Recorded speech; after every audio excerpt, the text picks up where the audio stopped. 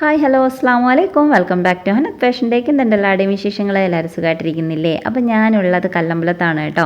ഇതാണ് നമ്മുടെ കല്ലമ്പലം. ഞാനും മിക്കായും പിള്ളേരും ഉമ്മയൊക്കെ കൂടിയിട്ട് ഒരു സ്ഥലം വരെ പോകാനായിട്ട് പോവാണ്. ഫ്രൂട്ട്സൊക്കെ വാങ്ങിക്കാൻ വേണ്ടിയിട്ട് വണ്ടി നിർത്തിയിട്ട് കടയിലോട്ട് പോയിട്ടുണ്ട് കേട്ടോ. ഭയങ്കര വെയിലാണ്. മുമ്പ് നമ്മൾ കല്ലമ്പലത്ത് വന്ന് നിൽക്കുമ്പോൾ ഉണ്ടാവുന്ന ആ ഒരു തണൽ ഇപ്പം ഇല്ല കേട്ടോ. കാരണം കംപ്ലീറ്റ് മരങ്ങളും ബിൽഡിങ്സും ഒക്കെ ഇടിച്ച് നിരത്തിയിട്ട് റോഡിൻ്റെ പണി നടക്കുവാണ്. ഒരുപാട് മെമ്മറീസ് ഉള്ള കുറേ സ്ഥലങ്ങളുണ്ടായിരുന്നു കേട്ടോ. മുമ്പ് പഠിക്കാൻ പോകുന്ന സമയത്ത് നമ്മൾ കയറി ഇറങ്ങി നടന്ന കടകളും നിൽക്കുന്ന ഒരു ആലും കാര്യങ്ങളൊക്കെ എല്ലായിടത്തും ഒക്കെ ഉണ്ടാവില്ലേ, അങ്ങനെയുള്ളൊരു സ്ഥലവും ഒന്നുമില്ല ഇപ്പോൾ. മൊത്തത്തിൽ കുറേ റോഡും പിന്നെന്താണ് പണി നടക്കുന്ന കുറേ സംഭവങ്ങളും ഒക്കെ മാത്രമാണ് നമുക്ക് കാണാനായിട്ട് പറ്റുന്നത് കേട്ടോ.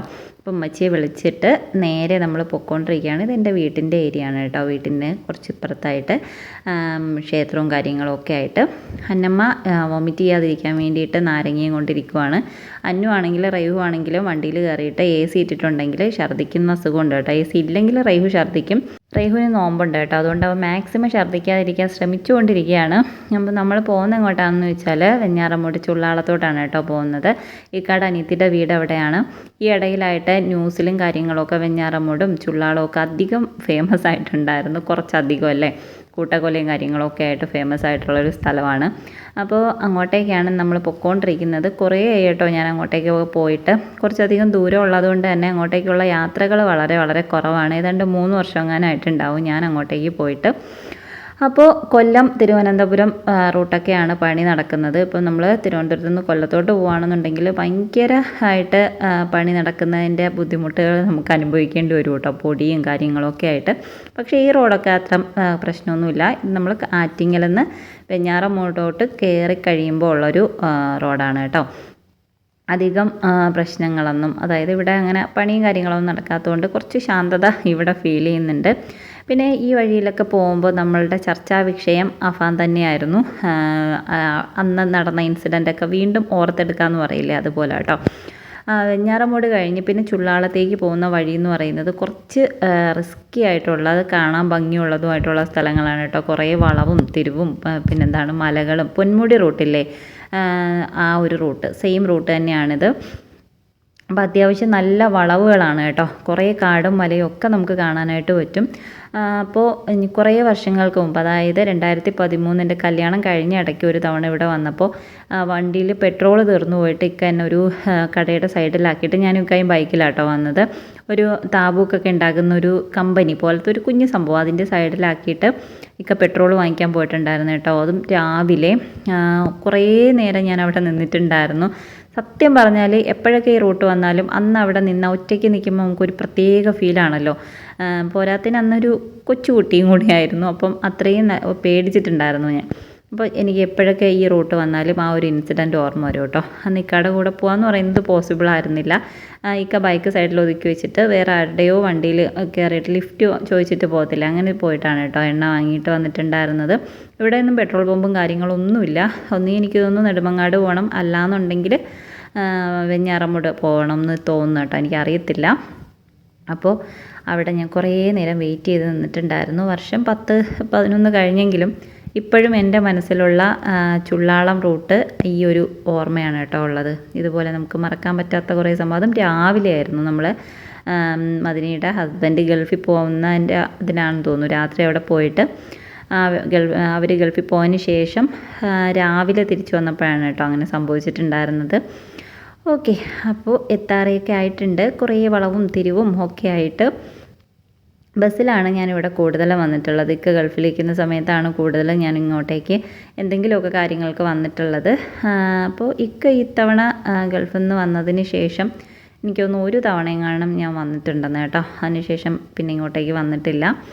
എല്ലാ പെരുന്നാളിനും അല്ലെങ്കിൽ എന്തെങ്കിലുമൊക്കെ വിശേഷ ദിവസങ്ങളിലൊക്കെ അതിന് അവിടെ ഒന്ന് നിൽക്കാറുണ്ട്. അതുകൊണ്ട് തന്നെ നമുക്കിങ്ങനെ ഒരു അകൽച്ച ഫീൽ ചെയ്യാറില്ല. ഇടയ്ക്കൊക്കെ കാണുന്നുണ്ട്, അവർ വരുന്നുണ്ട് കേട്ടോ. ഓക്കെ, അപ്പോൾ അതേ ഏതാണ്ടൊക്കെ എത്താറായിട്ടുണ്ട്. ഒരുപാട് ആഗ്രഹിച്ചതാണ് കേട്ടോ പൊന്മുടി പോകാൻ വേണ്ടിയിട്ട്. ഞാനും പൊന്നും അപ്പവും കൂടി കുറേ തവണ പ്ലാൻ ചെയ്തതാണ് പൊന്മുടിയിൽ പോകണം എന്നുള്ളത്. പക്ഷേ ഇതുവരെ അത് നടക്കാത്തൊരു സ്വപ്നമാണേ. ഇത്തവണ അപ്പോൾ വരുമ്പോൾ എന്തായാലും വന്നപ്പോൾ, അതായത് കല്യാണത്തിന് അവൻ വന്നപ്പോൾ എന്തായാലും പോകണമെന്ന് ഉറപ്പിച്ചിരുന്നതാണ്. പക്ഷെ അത് നടന്നില്ല.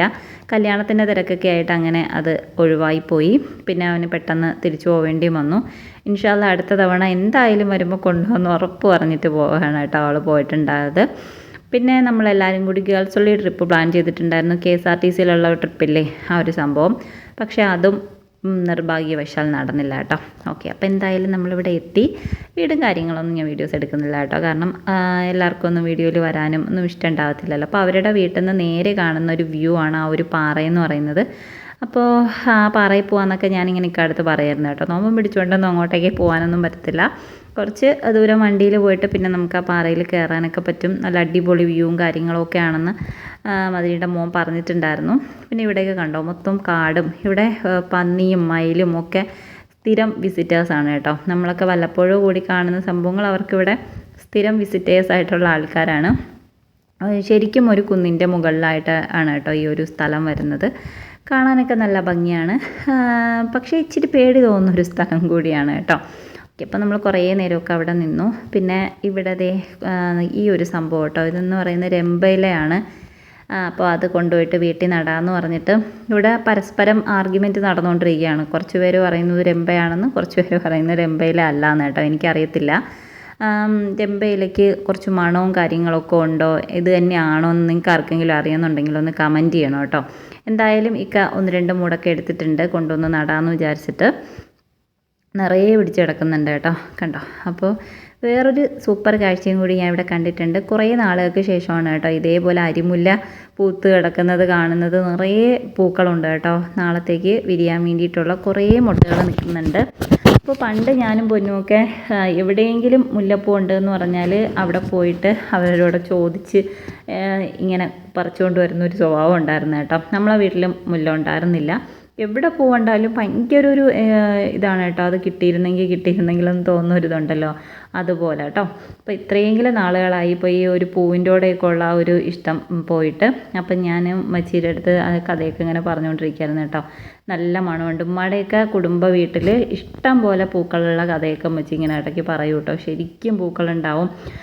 നിറയെ അരിമുല്ലയും ഇതുപോലെ കുടമുല്ലയൊക്കെ ആയിട്ട് ശരിക്കും പൂക്കൾ കെട്ടിയിട്ട് കിടക്കുമ്പോഴത്തേക്കും ആ ഒരു ഇതിൻ്റെ മാല പോലെ നിറയെ കെട്ടിയിട്ടിട്ടാണ് കിടക്കുന്നതെന്നൊക്കെ ഇങ്ങനെ പറയാമായിരുന്നേ. അപ്പോൾ ഇവിടെ കുറേ സംഭവങ്ങളൊക്കെ കണ്ടിട്ടുണ്ടായിരുന്നു. മല്ലിയിലയ്ക്ക് പകരമുള്ള ഒരു ചെടി, അതുപോലെ തന്നെ കല്ലുരുക്കിയുടെ 2 ടൈപ്പ്, അങ്ങനെ കുറേ കാര്യങ്ങളൊക്കെ നമ്മളിങ്ങനെ നോക്കിക്കൊണ്ടിരിക്കുമായിരുന്നു. അതിനുശേഷം അന്നമ്മയ്ക്ക് റൈഹൂനും കൂടി പോത്തിനെ കാണണമെന്ന് പറഞ്ഞിട്ട് പൊയ്ക്കൊണ്ടിരിക്കുകയാണ് കേട്ടോ. രണ്ടും കൂടി താഴെ ഇവർ വീട്ടിൻ്റെ തൊട്ട് താഴെയായിട്ട് ഒരു വലിയ പോത്തുണ്ട് കേട്ടോ. ഞാൻ കുറച്ച് നാളുകൾക്ക് മുമ്പ് വന്നു എന്ന് പറഞ്ഞില്ലേ, അപ്പോഴേ അതിവിടെ ഉള്ളതാണ്. ഇപ്പോൾ അത് നന്നായിട്ട് വളർന്ന് നല്ല സൈസായിട്ടുണ്ട്. ഇത് യൂട്യൂബിലൊക്കെ വീഡിയോസും കാര്യങ്ങളൊക്കെ വന്നിട്ടുണ്ടെന്നൊക്കെ പറഞ്ഞു കേട്ടോ. ഇതിനെന്തോ ഒരു പ്രത്യേകതയും കാര്യങ്ങളൊക്കെ ഉണ്ടെന്ന്. അപ്പോൾ അതിനെ കാണാൻ വേണ്ടിയിട്ട് രണ്ടുപേരും കൂടെ പൊയ്ക്കൊണ്ടിരിക്കുകയാണ്. ഈ വീഡിയോയിൽ കാണുമ്പോൾ ശരിക്കും എനിക്ക് പേടിയാവുന്നുണ്ട് കേട്ടോ. ഭയങ്കര കുഴിയും കാര്യങ്ങളൊക്കെ ആയിട്ട് തോന്നും. പക്ഷേ ഒറിജിനൽ അങ്ങനെയൊന്നുമില്ല. ഫ്ലാറ്റ് വെറോ അടിച്ചിട്ടില്ലേ നമ്മൾ റബ്ബറിൻ്റെ, അതുപോലെ ഇട്ടേക്കാണ് കേട്ടോ. കുറച്ച് താഴ്ചയിൽ തന്നെയാണ് ആ വീട്. പക്ഷെ അത്ര ഒരു റിസ്ക് ആയിട്ടുള്ളൊരു സ്ഥലം അല്ല. പക്ഷേ വീഡിയോ എഡിറ്റ് ചെയ്തപ്പോഴാണ് എനിക്ക് തോന്നിയത് എന്തോ ഒരു വലിയ കുഴി പോലെ എനിക്ക് ഫീൽ ചെയ്ത് കേട്ടോ. അപ്പം അന്നമ്മയ്ക്ക് ഇറങ്ങാൻ പറ്റാഞ്ഞിട്ട് അവൻ ഹെൽപ്പ് ചെയ്യുന്നത് കൊണ്ടുവന്ന് കാണിക്കുന്നുണ്ട്. പക്ഷേ കുറച്ചങ്ങ് താഴത്തായിട്ട് ഒരു കുളം പോലെ ഉണ്ട് കേട്ടോ. അവിടെയാണ് അത് കിടക്കുന്നത്. അപ്പോൾ അതിനെയൊക്കെ എടുത്ത് കാണിച്ചു കൊടുക്കുന്നുണ്ട്. വല്ലപ്പുഴ കൂടിയൊക്കെ ആണ് ഇങ്ങനെയുള്ള സംഭവങ്ങളെയൊക്കെ ഇവർ കാണുന്നത്. നമ്മുടെ ഏരിയയിലൊന്നും അധികം കാണാൻ കിട്ടാത്ത സംഭവങ്ങളാണ് കേട്ടോ. നമ്മളിതേപോലെയൊക്കെ ഷൈബയുടെ വീട്ടിലിടയ്ക്ക് പോയപ്പോൾ കണ്ടിട്ടുണ്ടായിരുന്നു. ചെറുതാണ് ഇത്. അത്യാവശ്യം നല്ല വലിപ്പമുണ്ട് കേട്ടോ. എനിക്ക് പിന്നെ ഇറങ്ങി കയറാൻ വയ്യാത്തതുകൊണ്ടാണ് ഞാൻ പിന്നെ വീഡിയോ എടുക്കാതിരുന്നത്. പിന്നെ ഇവിടെ വന്നതിൻ്റെ പ്രധാന ഉദ്ദേശം എന്താണെന്ന് ചോദിച്ചാൽ ഞാൻ കാണിച്ചു തരാം. ഞാൻ അങ്ങോട്ടേക്കാണ് പൊയ്ക്കൊണ്ടിരിക്കുന്നത്. കുറേയായി നമ്മൾ കാത്തിരുന്നൊരു സംഭവത്തിൻ്റെ പരിസമാപ്തിയാണെന്ന് വേണമെങ്കിൽ പറയാം. വീട് പണി നടക്കുകയാണ് കേട്ടോ മദനിയുടെ.